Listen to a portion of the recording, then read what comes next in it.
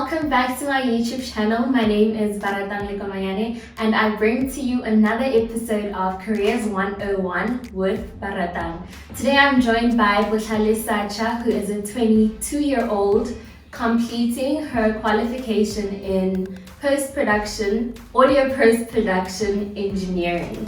And she currently works as a digital content producer at one of South Africa's biggest radio stations. Thank you so much for joining me on my channel.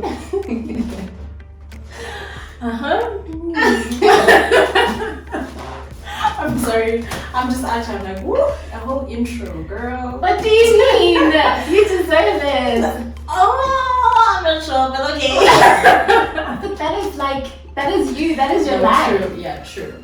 Okay, so we actually went to the same high school, and typical matric culture in our high school, everybody knew exactly what they wanted to do after high school. Like everyone had a plan and they were going to pursue that plan. So looking at the plan that you had in your matric year, is it where you are currently, or did that change for you? I didn't have a plan. 1.1. I didn't have a plan. And I think most people thought, especially when they looked at me, they were like, girl, you know where you're going. You know? Yeah. Or rather to people when they spoke to me after high school, they were like, so wait, you didn't, we're not out of all people, you look like the type to know. I did not know a single thing. Already in grade 11, when people were out here, applying because they could apply from then, I was just like, hello, what? I'll see this next year. And yes, fine, spaces will be taken and so on and so forth, but I think more than anything I relied on God to lead me to where I need to be, because I won't lie, I think still now, I'm still trying to figure that out. Okay. To say, where exactly, this path does it lead, So no, I did not have a plan at all. Regarding as to where I want to be, what I want to do, where I want to do it, none of that, because I applied for BA to do art. My dad told me I'm going to work. I wanted to do architecture, but also this required me to do a whole portfolio in matric whilst I'm writing my exams, to give them, only for them to say, yes, you can, or maybe not, try next year, So also, as I say, I was never really a person that was in high school specifically that could do a whole lot of things all at once. It was just not possible. So it didn't work out for me to do that portfolio and try study on the side. Already I'm dealing with my emotions. And majority of matrics were on Oraton or Racketex or something. So it's that, it's emotions, it's now the skin thing that's also giving you stress, it's now your exams, realizing that I didn't study enough, and there's just too many things happening. That just didn't pan out, sadly. I then thought accounting, because everyone at home is like an accounting head, whether they studied it or not. They just had a thing for it, and I just was not that girl. I love numbers, but I was not that girl. Then I applied for maths. Okay. Studying pure maths. You're still not at the point where... Like, nowhere near. I applied for maths. I got accepted for one of the schools that I applied for. And then, literally, last minute, I decided, I think I want to go do something else. So already this is 4 applications that I've gone through to all of these schools. Now imagine you must also pay all of that application fee. Yeah. Only for me to come back and say, no, I think I want to do something else. And then I ended up going to the campus of engineering. Also there was a bit tricky at first, because I was like, which engineering am I going into? That's the thing. So we all started, when you start, you're like, no, definitely broadcasting, or people think you're going to DJ. Basically, And funny enough, in the moment when I was very confused as to what I'm going to do with where I'm going to go, rather, and what I really want to perhaps major in, because we have 4 things we can major in. It was music production, broadcasting, live, and then post-production. So live production is basically big events Yeah. happening there and then mixing on the spot. And then broadcasting is your radio stations and so on and so forth. And then your music, obviously, is music production, and then post production. The one that nobody knows is basically your after production of things that are happening on screen. Okay. That became what I ended up being, I guess. Audio post production is engineer. And that is not what I do now. That is not what you do now. Not at all. So we've been through BA Art, we've Maths, been through maths, architecture, accounting, sound engineering. and that's still not what you do. No. And I guess it's okay, like it's okay to just explore your options. I mean, there's so many options out there, there's so many things that you can do. So I guess in that journey you realized it's a trial and error to do anything in life. You can't just pick one path and have it like set in stone, like this is what I'm gonna do, I don't care what happens. I'll see. Yeah. I'll see. But I think that's the other thing that we, or rather our parents' generation, don't necessarily realize. Because I know with us, my parents were like, you're gonna go and do this, you know? Or perhaps we're hoping you'll go and do that. Only to realize that I was just like, nah, I'm not doing that.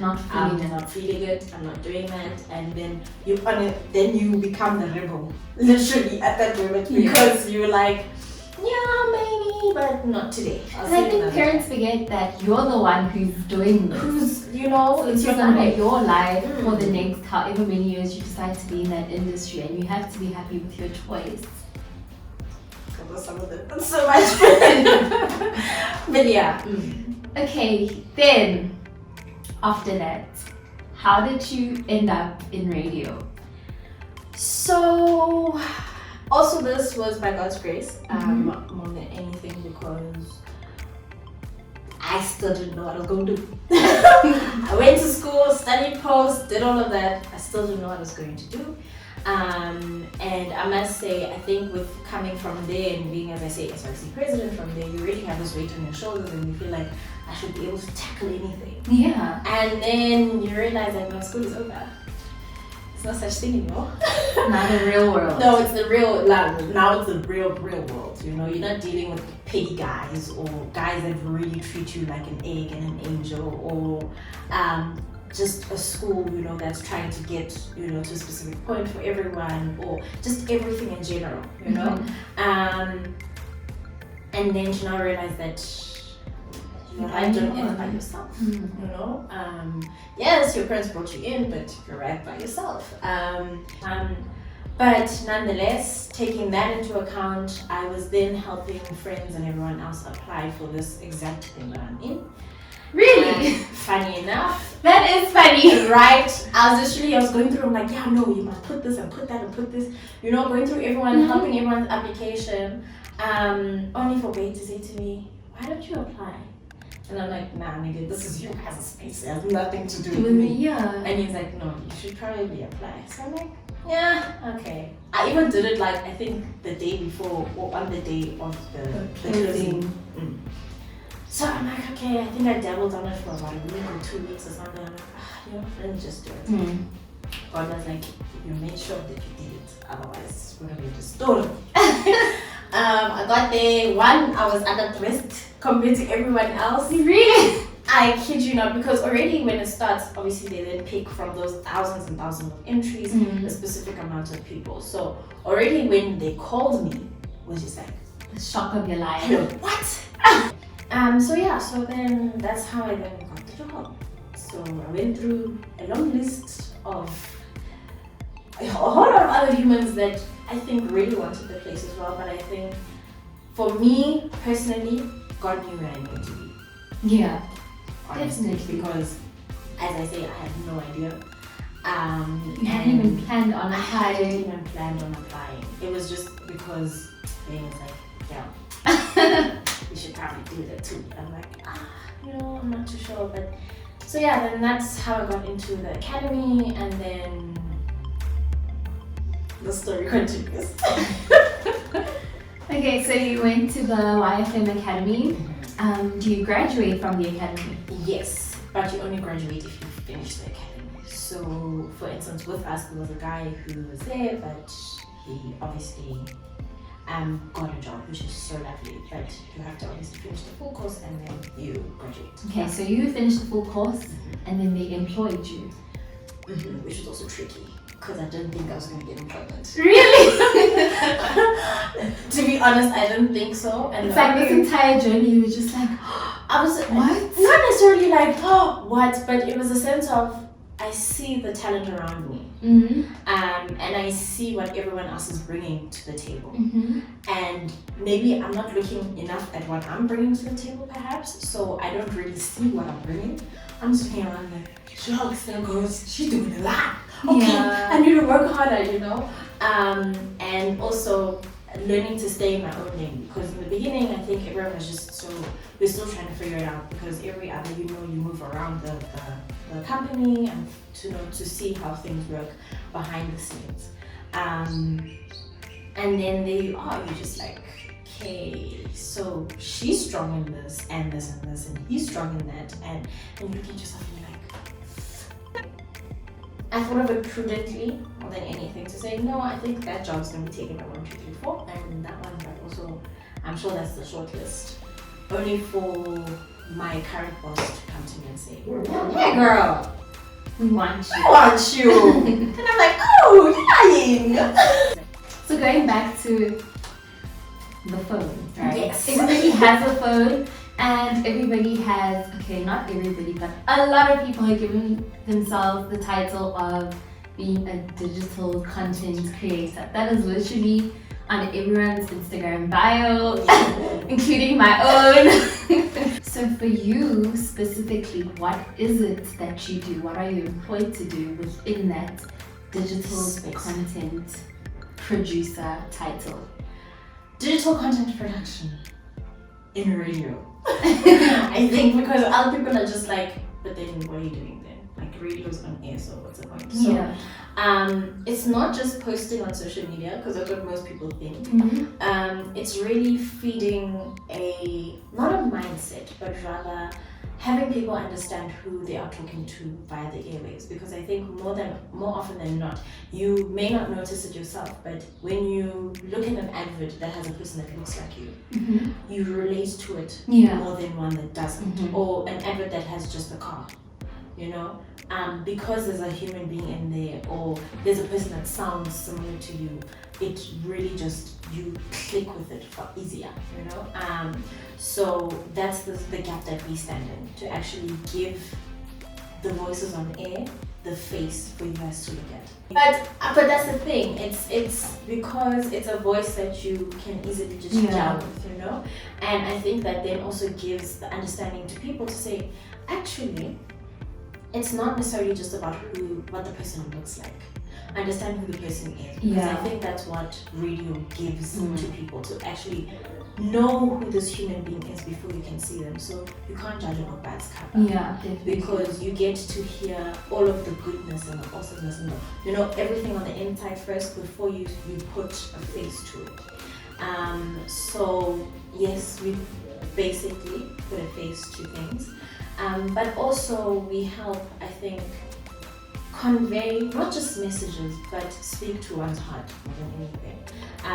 Because, for instance, during lockdown, there was a whole lot of things that were going on, and we still need to speak to oneself and their being. Because yes, you're amongst your house in your little room or whatever, but now you're by yourself. And you switch on the radio, and yes, there'll be these voices that fill the space, that really hug you, but then the next element to make you feel like you're not alone again is to, now when you head onto social media, what am I seeing? Yeah, I'm seeing these people, and also we interact with people as well on social media. It's not just how most people think it's just the companies just pushing, and not realizing that there's people behind this, So it's that. So it's us as YFM, yes, pushing to speak to the person.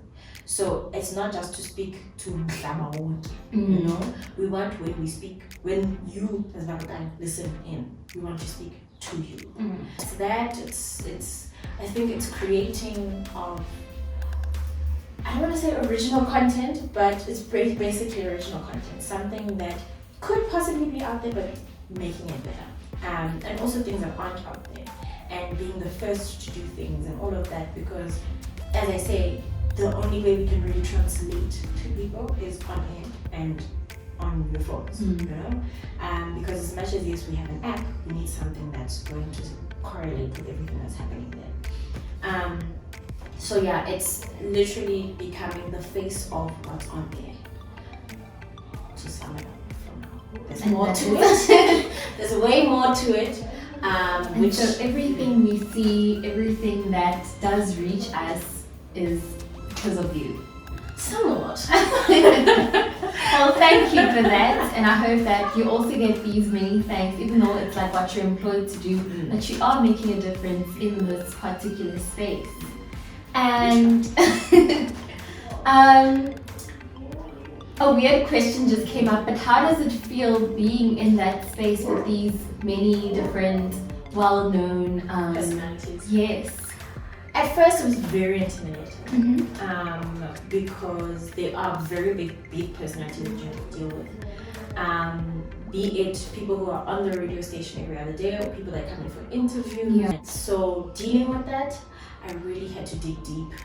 I'm not gonna lie, I had to dig really deep because, as I say, other than it being intimidating, you end up seeing yourself like you're that little, that little thing that they can just crush and then go on. Also because you're intern, you're small, you're black, there's just a lot of things, you know? But then I think, other than that, as I say, you need to fill up space. That's the only way, not necessarily the only way you'll survive, but the one way that you'll make who you are known. And for what you do, and because of that, and also knowing what you do allows the word to speak for you before you utter a word. Because if your work is not doing very tricky. Yeah. So that's how I think I got to speak before actually speaking. And actually interacting, was doing the work and making it really stand out for itself, and stand by itself, before them knowing who was behind it. And then only after that they see this, they're like, hey, he's this thing, you know? And then I'm like, oh, hi, didn't get off, you know? Yeah. And yeah, it's that, and I think from that, then it not only does it then push you to be in these spaces with these people, and not even with these people. I think that's the other thing, that we tend to separate ourselves. Yes. What are your working hours? Do you want that? Do you really want that? On most days, I've already started working at 3 in the morning, until 1 p.m. So the show hours start from 5. So it's usually hours specific to contract. Yes, it's 5 to 1. But also understanding prep and and I think that's another thing that I myself have learned is prep really goes a long way. So sitting that extra hour or 2 hours before work, yes, it's already, I know, I was never that kid. I was never that kid until I got the job. I'm like, well, okay, so and you need to execute and you need things to happen. You can't arrive at 8 o'clock the time. Sure, started at 5. I mean, but yeah, so it's been that is number 6, right? I think so. And then while being a full-time employee at YFM, you also run your own company. You're a business owner for a project management company, and it is called Contact Media. So your baby Contact Media, how do you manage to keep that work and outside of work balance? For me, really, at first it died. I'm not gonna lie. At first it died. Also because I was still trying to finish that one course that was left at school. Not necessarily the course, the exam. To now go and write exam, meaning you must take time to study and so on and so forth, and still go work your normal 9 to 5 at the time. But still, I mean, I thought working early would give me more hours. It really doesn't. But yeah, it's at first it had died. I think it's only really picking up, picking up its feet and everything right now. Only because now maybe working in has given me more hours. Now that you get it, because now I actually get the time to sit back and look into it and see how else I can then advance its little baby feet, you know, because for now it's still sitting on its tummy. He hasn't learned how to fly, you know, but it's gonna get to crawling stages and moving and running. Then we're gonna be flying high and competing with all y'all out here. Yes, that is definitely the energy. But yeah, so I think that started off as a passion project more than anything, because we were in high school. I was in high school varsity. And yes, having the little experience that I came from high school with,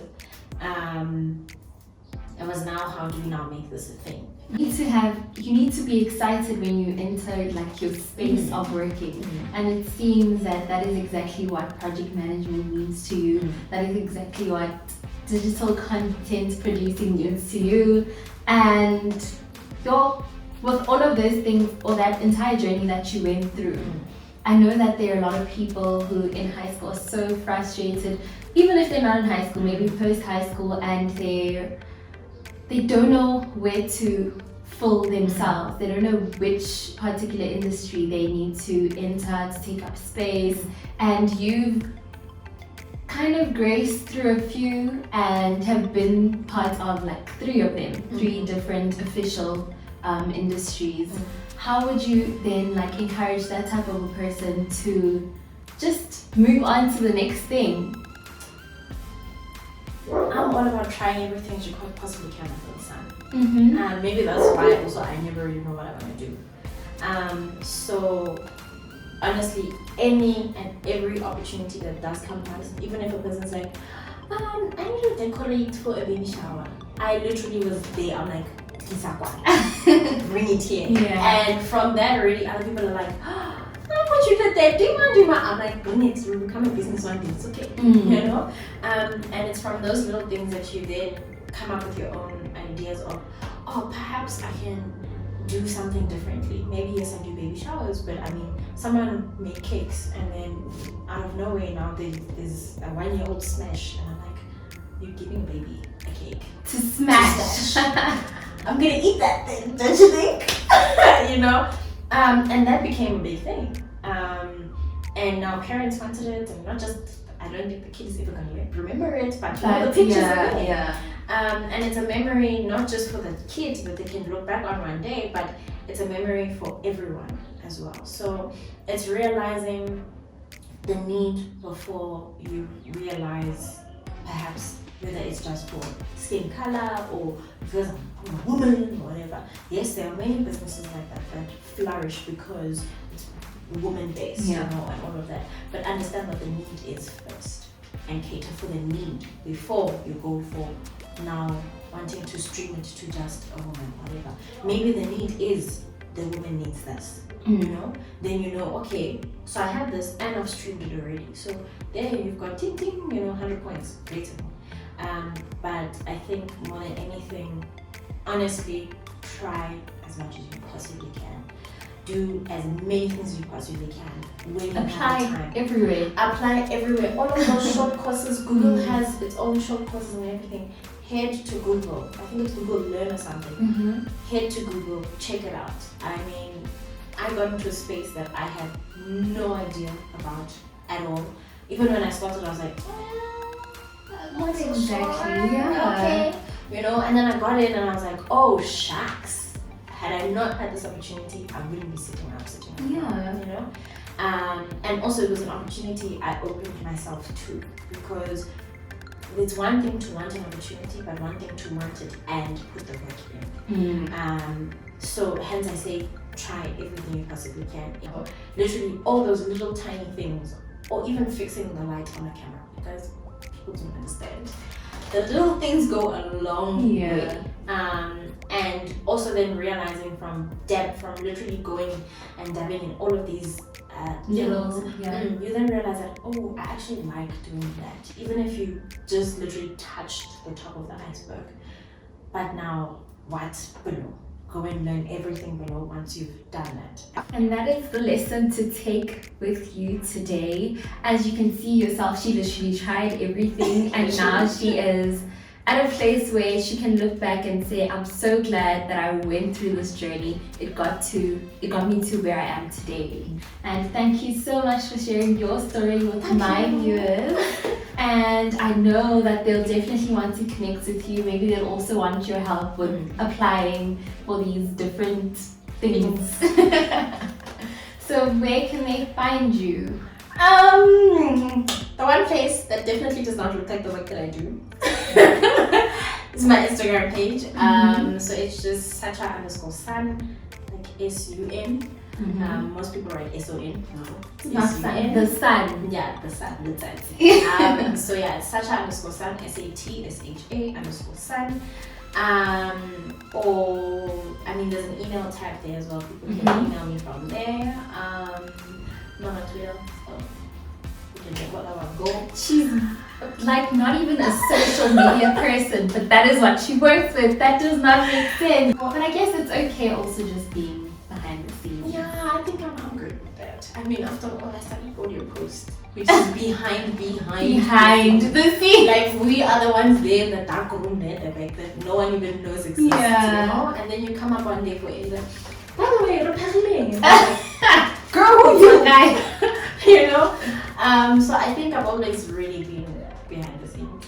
Okay, well, today was her first in front of the camera. She's the main event today. She's not just behind the scenes. When they say first, proper first. Well, thank you still for coming. No, I know it took a lot from you to just be here. So I really appreciate it. And I hope that they'll connect with you, and I wish you all the best in your career advancements. Yo, better follow, share, like, subscribe. Said it for me. Okay, because she is moving fast. You need to keep catch up. Thank you. Well, do exactly what she said, and please follow me on my social media accounts. It is @withbaratang on Instagram, Twitter, and Facebook. And I'll see you in the next video on a Wednesday at 12 p.m. Bye!